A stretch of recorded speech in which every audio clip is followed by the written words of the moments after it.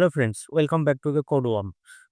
গত ভিডিও পর্যন্ত আমরা রেজিস্ট্রেশন করার পরে লগইন করেছিলাম। তারপর ইনডেক্স পেজে এসে আমরা কিছু কোড নিয়ে আমরা ডিসকাস করেছিলাম এবং সেখানে আমরা দেখেছিলাম যে কিভাবে আমরা ডিপোজিট করতে পারি। কিন্তু শেষ মুহূর্তে এসে আমার একটা ভুলের কারণে সেটা আমি ডিপোজিট করতে পারিনি। অ্যাকচুয়ালি ডেটা ডিপোজিট হচ্ছিল কিন্তু ট্রান্সেকশন এর যে কনসেপ্টটা সেটা আমাদের ঠিকঠাক কাজ করছিল না। ট্রান্সেকশন এর যে অ্যারেটা সেখানে ভ্যালু এড হচ্ছিল না। তো এটার কারণটা আমি পরে যখন দেখলাম তো একটা পুরনো আমাদের একটা ভুল ছিল। সেই ভুলটা এখানে আ কি হয়েছিল আমরা যখন রেজিস্টার করছিলাম তো সেই রেজিস্টার করার সময় এখানে দেখুন ট্রান্সেকশন লেখা আছে। তো আমি রিকোয়েস্ট করব কেউ যদি আমার এই ভিডিওটা দেখে টাইপ করে থাকেন, তো তাকে বলব আপনি এখানে এসে রেজিস্টারের যে পেজ আছে সেখানে যে ট্রান্সেকশন যেটা রয়েছে যে রেজিস্টার ইউজার্স যে সেকশনটা তার ভিতরে এসে এটাতে ট্রান্সেকশনস করে নিন। ওকে? কারণ আমরা যখন এখানে ইউজ করছিলাম তখন আমরা এখানে যখন ড্যাশবোর্ডে ইউজ করছি তখন আমরা কিন্তু ট্রান্সেকশনস ইউজ করছি। ওকে? তো যে কারণে আমাদের এখানে যখন আমি ডিপোজিট করছিলাম তো এখানে আমি আপনাদের দেখিয়ে দিই যে দেখুন এই যে ট্রান্সেকশনস ডট পুশ ট্রান্সেকশন এর ভিতরে আমরা পুশ করছিলাম নাকি ট্রান্সেকশন। সেইজন্য এটা আমাদের প্লুরাল হতে হবে। ওকে? এরকম ছোট বাগ থাকবে এটা আমাদের সবারই জানা। তো ঠিক আছে। চলুন আজকে আমরা এটা স্টার্ট করি। এবং চেষ্টা করব আজকের মধ্যে শেষ করে দেওয়া। কারণ এরপর থেকে আমাদের আবার নতুন কোনো টপিক নিয়ে শিখতে হবে। তো আজকে আমরা দেখব যে ট্রান্সেকশন করতে পারছি কিনা। তার আগে আমি ছোট একটা ইনফরমেশন দিয়ে দিই। ইনফরমেশনটা হলো বারবার আমাদেরকে রাইট ক্লিক করে ইন্সপেক্ট করতে হচ্ছে। ইন্সপেক্ট করে আমরা অ্যাপ্লিকেশনে যাচ্ছি। তারপরে লোকাল স্টোরেজে এসে এখানে লোকাল স্টোরেজ সার্চ করছি। তো সেইজন্য আমি একটা প্লাগইন ইনস্টল করে নিয়েছি। সেই প্লাগইনটা হলো আমাদের এই লোকাল স্টোরেজ। দেখুন লোকাল স্টোরেজের মধ্যে আমার যে ডেটাগুলো রয়েছে সেগুলো এখানে আছে। এছাড়াও আমাদের সার্চ ফিল্টার আছে। আমরা এড করতে পারি এখান থেকে বা ডিলিট আ এডিট এই সমস্ত জিনিসপত্র করতে পারি। তো এটা অনেক বেশি আমার কাছে মনে হলো যে হ্যাঁ, ইউজার ফ্রেন্ডলি আমাকে বারবার ইন্সপেক্ট করার প্রয়োজন হবে না। যদিও এখানে আমি ইন ডেপথ পুরো ডেটাগুলো দেখতে পাচ্ছি না। আ তো ঠিক আছে একটা ওভারঅল বিষয় যে ঠিকঠাক কাজ করছে কিনা সেটা অন্তত আমরা বুঝে যাব। তো সবার ১ম এ আমি আচ্ছা এখানে আমি রেজিস্টার দিয়ে শুরু করছি একদম ফ্রেশ করে। তো আমি এখানে রেজিস্টার করে নিচ্ছি আ তারপরে লিখছি রিক 1, 2, 3 তারপরে হলো আচ্ছা শুধু রিক রাখি নাহলে পরে গিয়ে কনফিউশন হবে। পাস 1, 2, 3 এভাবে আমি রেজিস্টার করলাম। রেজিস্ট্রেশন কমপ্লিট হওয়ার পরে আমাকে লগইন পেজে রিডাইরেক্ট করেছে। আমি এবার এখানে এসে একটু দেখে নিই। দেখুন আমার এখানে রিক, পাসওয়ার্ড ইত্যাদি চলে এসছে। আর ডিটেইলস এ আমাকে এখানে দেখাচ্ছে না। আচ্ছা আমি যদি এডিট করি আচ্ছা এটা কপি। তো আমি যদি এডিট করি আ হ্যাঁ, এবার এখানে আমরা এটাকে দেখতে পাচ্ছি। তবুও অতটা আমাদের ক্লিয়ার না। তো ঠিক আছে আমাদের কাজ চলে যাবে। এবার এখানে ট্রান্সেকশনস এসছে এটা। ওকে? আ ঠিক আছে। আমাদের এটা এবার পারফেক্টলি কাজ করছে। তো আমরা এখানে তাড়াতাড়ি পাস 1, 2, 3 তারপরে আমরা লগইন করে নিই এখান থেকে। লগইন করার পরে আমরা আমাদের অ্যাকাউন্টে চলে এসেছি। আমাদের এখানে আছে 1000 এবার আমি কিছু ডিপোজিট করার চেষ্টা করি। আচ্ছা, সঙ্গে আমরা এখানে চেক করতে থাকি। কারেন্ট ইউজার রয়েছে। কারেন্ট ইউজার আমি এখানে লগ আউট করছি আমি একবার। লগ আউট করে আমি আরেকজনের নামে রেজিস্টার করে নিই। জন, জন, জন 1, 2, 3 রেজিস্টার,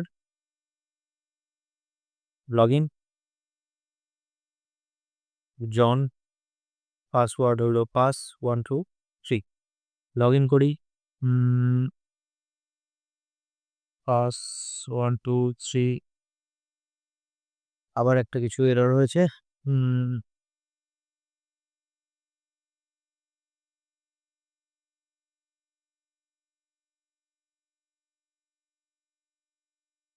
জন, ইউজার নেম জন, পাসওয়ার্ড 1, 2, 3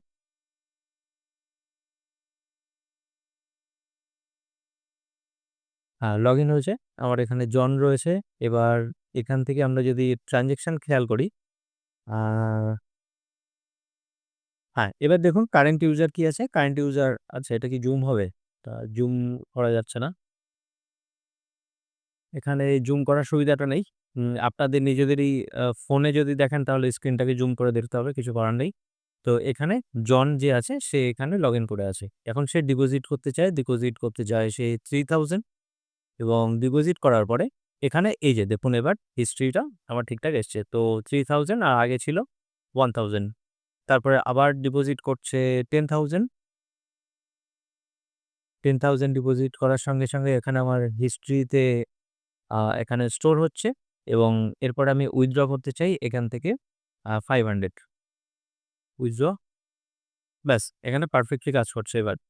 আর সেই সঙ্গে আমরা যদি একটু ট্রানজ্যাকশন দেখি, আ এখানেও আমরা দেখি, এখানে দেখুন এই যে ট্রানজ্যাকশনস দেখছেন এখানে অ্যারে ক্রিয়েট হচ্ছে কন্টিনিউয়াসলি। এটা কিন্তু কমপ্লিটলি স্ট্রিং। আচ্ছা, তো এবার আ আমাদের বিষয়টা হলো যে দেখতে হবে যে এটা কিভাবে কাজ করছে অ্যাকচুয়ালি। তো যখন আমাদের যে ডিপোজিট বাটনটা ছিল, সেই ডিপোজিট বাটনের সঙ্গে কিন্তু একটা আমাদের এখানে অ্যাটাচ করা ছিল। এই যে ডিপোজিট যেটা ছিল সেই ডিপোজিটের সঙ্গে আ ডিপোজিট আমাদের ফাংশন উম এই যে ডিপোজিট এটার সঙ্গে কিন্তু আমাদের একটা ইনপুট ফিল্ড ছিল নাম্বার হিসাবে। তো সেটা কিভাবে কাজ করছে একবার একটু বুঝে নিই। তো একটা অ্যামাউন্ট আছে, সেই অ্যামাউন্টটা আ আমি একটা ধরে নিয়েছি যে আমাদের অ্যামাউন্ট কি হবে? সেটা ডিপোজিট অ্যামাউন্টের সঙ্গে আমাদের ডেফিনিটলি কানেক্ট করতে হবে এবং সেটাকে চেক করছি যে সেই অ্যামাউন্টটা আদৌ কোনো নাম্বার কিনা। যদি নাম্বার না হয় আর নাম্বার যদি লেস দ্যান হয়, এটার মানে হলো যদি নাম্বার না হয়, ঠিক আছে? ইস নেন এটা জাভাস্ক্রিপ্টেরই জিনিস।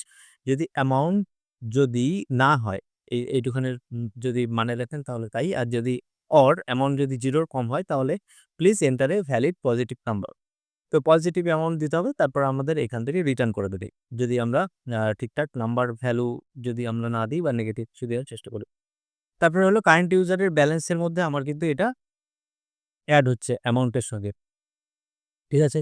এখানে অ্যামাউন্টের সঙ্গে আমার যখন এড হবে এই যে অ্যামাউন্টটা আমি এখানে ধরে নিয়েছি।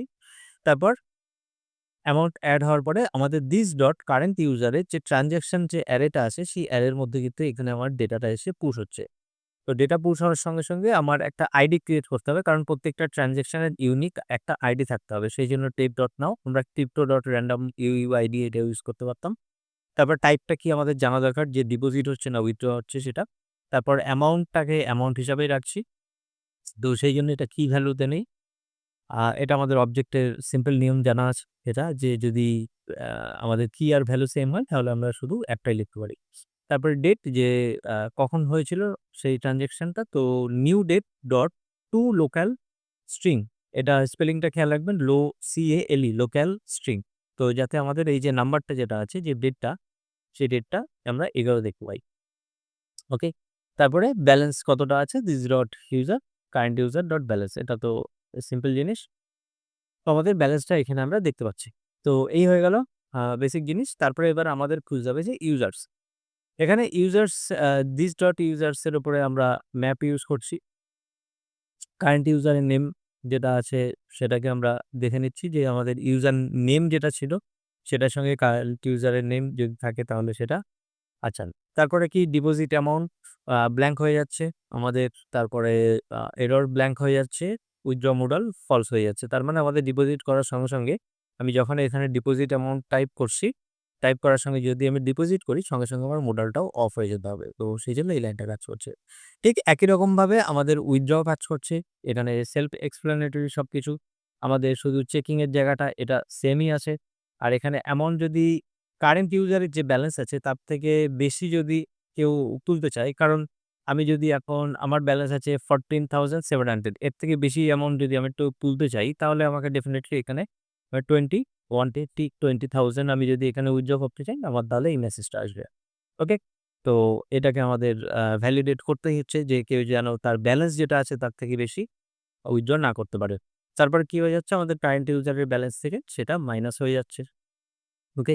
প্রত্যেকটা জিনিস লজিক স্টেপ বাই স্টেপ আপনারা যদি একটু পড়ে দেখেন তাহলে খুব সহজেই বুঝতে পারবেন। ঠিক আছে? তারপরে একই রকমভাবে আমাদের ট্রান্সেকশনের আ যেটা আছে যে অ্যারেটা সেই অ্যারেটাকে আমাকে কিন্তু অবজেক্টটাকে তৈরি করতে হচ্ছে, করে সেই ট্রান্সেকশনের অ্যারের মধ্যে পুশ করতে হচ্ছে।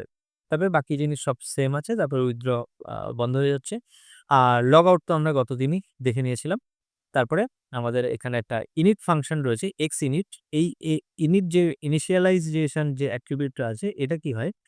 এই জিনিসটা আমাদের যখনই যখনই আমাদের সিস্টেমটা লোড হয়, মানে আমাদের পুরো ধরুন যে আমাদের পেজটা যখন লোড হয় তো সঙ্গে এই ফাংশনটা এই init এর মধ্যে যেটা আপনার লেখা রয়েছে যে ফাংশনটা, সেই ফাংশনটা কল হয়। ওকে? তো এটা ডেফিনিটলি ওপেন হওয়ার সঙ্গেই কল হবে। যদি আপনি এমন কোনো কিছু চান যে Alpine.js এর মাধ্যমে যে আমার পেজ যেই লোড হবে, লোড হওয়ার সঙ্গে সেই ফাংশনটাকে অটোমেটিক কল করাতে হবে। যেমন ফেচ করানোর সময় আমরা দেখেছিলাম। ওকে? তো সেই জিনিসটাকে আপনারা এই init ফাংশনের মধ্যে লিখতে পারেন। এটা Alpine.js পেজ লোড হওয়ার সঙ্গে কল করে নেয়। তো যদি কেউ লগইন না করে থাকে বা কারেন্ট ইউজার যদি না থাকে, তার মানে কেউ মানে সঠিক পথে লগইন না করে যদি ইনডাইরেক্টলি আসার চেষ্টা করে ইউআরএল এর মধ্যে index ডট এরকম কিছু লিখে, তাহলে আমাদের কি করবে window.location href login.html এখানে লগইন পেজে পাঠিয়ে দেবে। তো মানে আমি বলতে চাইছি আমি লগ আউট করে বেরিয়ে আসলাম। কেউ যদি এখান থেকে এসে index.html আমি যদি এই পেজটা অ্যাক্সেস করতে চাই, আমাকে সঙ্গে আবার লগইন পেজে পাঠিয়ে দেবে। ওকে? এখানে আমি ইনডেক্স লিখছি। ইনডেক্স লেখার পরে আমি যখন এন্টার দেব, দেখছেন যে একটা ফ্লিকার হচ্ছে। তো এগুলো ইস্যু আছে। এই ইস্যুগুলো আমি ফিক্স করিনি। এই ইস্যুগুলো নিয়ে আপনারা রিসার্চ করবেন যে এই ছোট যে বাগগুলো আছে সেটা কিভাবে ফিক্স করা যায়। এটাকে আরো বেটার ওয়েতে কোড কিভাবে লেখা যায়। আর ডেফিনিটলি আমরা আমাদের সমস্ত ডেটা তো রাখবো না। রাখবো কি? আমরা ডেটাকে লোকাল স্টোরেজে রাখবো? না, আমরা ডেটাবেসে রাখবো। এটা আমরা পুরো কনসেপ্টটা শেখার জন্য লোকাল স্টোরেজটা ইউজ করছি। কারণ এর জন্য আমার MongoDB বা MySQL বা PostgreSQL এই সমস্ত কিছু প্রয়োজন হতো। তো আমি যদি এখন এইসব সেটআপ করতে যাই, তাহলে আমাদের এই যে মূল যে উদ্দেশ্য যেটা ছিল এই সিরিজটা স্টার্ট করার, তো সেটা আমাদের পূরণ হতো না। আমাদের উদ্দেশ্যটাই ছিল যে আমরা পুরো লগইন সিস্টেমটা দেখব যে কিভাবে প্রসেসগুলো পরপর এগোচ্ছে। তো সেই জিনিসটার আমাদের এখানে মোটামুটি আমি চেষ্টা করলাম একটা কনসেপ্ট ক্লিয়ার করার জন্য। আ জিনিস লগইন সিস্টেম অনেক বেশি কমপ্লিকেটেড হয়। অথেন্টিকেশন সিস্টেম থাকে। আরো আ হাজারো একটা জিনিস থাকে। এখানে ফরগেট পাসওয়ার্ড এর কনসেপ্ট আনতে হবে বা রিমেম্বার মি যে কনসেপ্ট সেই জিনিসটা আনতে হবে। মানে হাজারো একটা ফাংশন, হাজারো একটা ফাংশনালিটি এর মধ্যে এড হতে পারে। তো এত কিছু আ আপনারা যখন রিয়াল লাইফ এ কাজ করবেন তখন ডেফিনিটলি আপনার প্রজেক্টে এড করতে হবে। ডেফিনিটলি সমস্ত জিনিসকে আপনাকে হ্যান্ডেল করতে হবে। কিন্তু সেক্ষেত্রে Alpine.js ইউজ করবেন না। আপনি React, Next এই সমস্ত জিনিস নিয়ে কাজ করবেন। Node নিয়ে কাজ করবেন। Alpine.js দিয়ে আমরা কতটা আ লেভেল অব্দি এটাকে টেনে নিয়ে যেতে পারি। তো আমাদের একটা কনসেপ্ট। বিশেষ করে বিগিনারদের জন্য এটা খুব একটা ফ্রেন্ডলি জিনিস। বিগিনারদের অনেক বেশি কনফিডেন্স আসে এখান থেকে। যে হ্যাঁ, সত্যি আমরা কিছু একটা করছি, কিছু একটা বানাচ্ছি। ঠিক আছে? আপনি ছোটখাটো একটা প্রজেক্ট হিসাবে আপনি দেখাতে পারেন বা বন্ধুদের সঙ্গে শেয়ারও করতে পারেন, তাই না? আচ্ছা, এরপরে আ লাস্ট একটা জিনিস দেখিয়ে আমি শেষ করব। আমি যখন রেজিস্টার এ আছি, সাপোজ আপনি ডার্ক মোড, লাইট মোড এখানে ইউজ করবেন। তো পারসিস্ট যেটা আছে সেই পারসিস্ট টাকে আপনি ইউজ করতে পারেন এখানে। সাপোজ আপনি এখানে ইউজ করছেন যে মোড ইউজ করছেন আ ডলার পারসিস্ট পারসিস্টটাকে ইউজ করে এর ভিতরে আপনি আ লিখে দিলেন যে আপনি কি মোড ইউজ করতে চাইছেন। তো এখানে লিখে দিলেন আপনি ডার্ক মোড। এরকম একটা এখানে আপনি স্ট্রিং দিয়ে দিলেন। এবার এই যখন পেজটা লোড হবে তখন এখানে কি আসছে খেয়াল করে দেখুন। এখানে দেখুন এই যে X মোড, ডার্ক মোড এসছে। তো এই X মোড কোনটা? এই যে আমি মোড যেহেতু লিখেছি, তো সেইজন্য এখানে দেখাচ্ছে আ X মোড। তো আপনি যদি মনে করেন যে না এই X মোড এই কথাটা লিখবেন না, অলরেডি আপনার ইউজ করা হয়ে গেছে। তাহলে আপনি এখানে ডট অ্যাজ দিয়ে আপনি এখানে লিখতে পারেন যে আ থিম, আ থিম আ থিম অপশন এই জিনিসটাকে আপনি ইউজ করতে পারেন। আমি যদি এখন পেজটাকে একবার রিফ্রেশ করি, তো এই যে দেখুন এখানে থিম অপশন ডার্ক মোড এসে গেছে। তো আমি পুরোনোটাকে ডিলিট করে দিলাম। আমার এখন এই যে থিম অপশন আছে। তো আপনি আপনার মতো করে নাম দিয়ে সেট করতে পারেন। তো যদি মনে হয় যে না একই নামে দুটো হয়ে যাচ্ছে, যে অলরেডি মোড একটা ছিল। আচ্ছা, হ্যাঁ, এছাড়াও আপনি যদি মনে করেন যে এই ডেটাটাকে আপনি সেভ করবেন আ সেশন স্টোরেজে, লোকাল স্টোরেজে না করে, তাহলে আপনি এখানে লিখতে পারেন যে ইউজিং আ ইউজিং এখানে লিখবেন যে সেশন সেশন স্টোরেজ এটা আপনি এখানে লিখতে পারেন। আমি থিম অপশন এখান থেকে কেটে দিলাম। এবার যদি একবার রিফ্রেশ করি তাহলে আমরা এখানে হ্যাঁ, এখানে থিম অপশন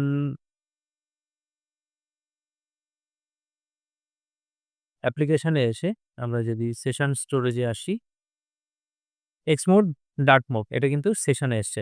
ঠিক আছে? এই যে মোড সেশন স্টোরেজে চলে এসছে।